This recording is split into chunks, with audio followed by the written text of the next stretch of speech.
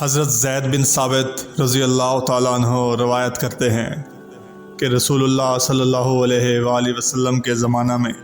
لوگ پھلوں کی خرید و فروخت درختوں پر پکنے سے پہلے کیا کرتے تھے۔ پھر جب پھل توڑنے کا وقت آتا اور مالک قیمت کا تقاضا کرنے آتے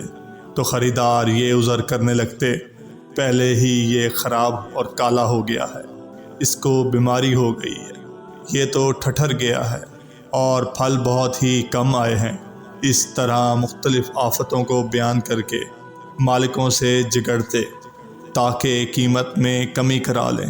جب رسول پاک صلی اللہ علیہ وآلہ وسلم کے پاس اس طرح کے مقدمات بکثرت آنے لگے تو آپ صلی اللہ علیہ وآلہ وسلم نے فرمایا کہ جب اس طرح جھگڑے ختم نہیں ہو سکتے تو تم لوگ بھی میوہ کے پکنے سے پہلے ان کو نہ بیچا کرو۔ گویا مقدمات کی کثرت کی وجہ سے